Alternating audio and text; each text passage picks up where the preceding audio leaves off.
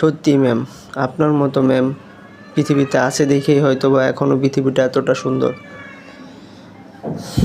আমার সাথে তার আইসিইউতে যেই কথা হয়েছে, আমি বললাম যে তুমি কেন এই কাজ করতে গেলা? বলে আমার বাচ্চারা আমার সামনে সব পুইরা মারা যাচ্ছে, আমি এটা কিভাবে সহ্য করি। বাচ্চাটাকে আমি মাঠে রেখে পানির জন্য 1 ঘন্টা যাবত খুঁজতেছি।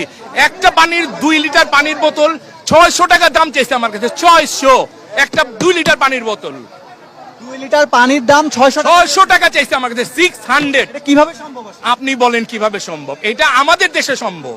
সব সম্ভবের দেশ হচ্ছে আমাদের। বাহ মানুষ বাহ। একদিকে যেমন মাহারিন চৌধুরী ম্যামের মতো ভালো মানুষও এই দেশে আছে, ঠিক তেমনই এই দেশে কিছু মানুষ নামে অমানুষও আছে, যারা শুধু সুযোগের সদ্ব্যবহার খুঁজে। যেতে চাইছিলাম, দিল না তো যাইতে।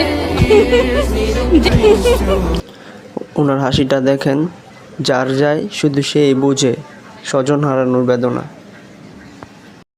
আমার ছেলের নাম আরিয়ান, ক্লাস 4 এ পড়ে আমার সন্তান, বাংলা ভাষণে পড়ে। আমার ছেলে সারা শোল পুড়ে গেছে। বাচ্চাদেরকে কোন হাসপাতালে নিচ্ছে একটু জানান না ভাই। ভাই আমরা বাচ্চাদেরকে কোন হাসপাতালে নিচ্ছে একটু জানান ভাই। ভাই আমার মানে বাচ্চাদেরকে কোন হাসপাতালে নিচ্ছে একটু জানান।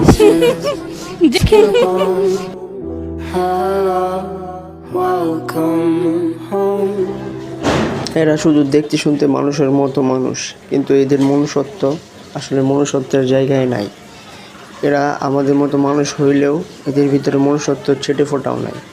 নয় এই অবস্থাতেও তারা ভিডিও করার জন্য ব্যস্ত, যে যার যার স্বার্থ নিয়ে কাজ করতেছে, অথচ চোখের সামনে ছোট ছোট বাচ্চাগুলা কিভাবে মারা যাইতেছে এগুলা নিয়ে তাদের মাথা ব্যথা নাই। তাদের মাথা ব্যথা তাদের ভিডিও করতে হবে, ভাইরাল হইতে হবে। এই ভিডিওটা থেকে আমাদের অনেক কিছু শেখার আছে। এই ভিডিওটা থেকে আমরা কে কী শিখতে পারলাম জানি না, বাট অনেক কিছুই শেখার আছে। যেটা হচ্ছে যে এই অবস্থাতে দেখেন ওরাও আগে আসছে, কিন্তু আমাদের মধ্যে কিছু মানুষ নামে অমানুষ, যারা শুধু নিজের স্বার্থ নিয়ে ব্যস্ত, ভিডিও করার জন্য ব্যস্ত, ভাইরাল হওয়ার প্যারা। আরে ভাই, এদেরকে কে বোঝাবে? এরা তো আছে নিজেদের স্বার্থ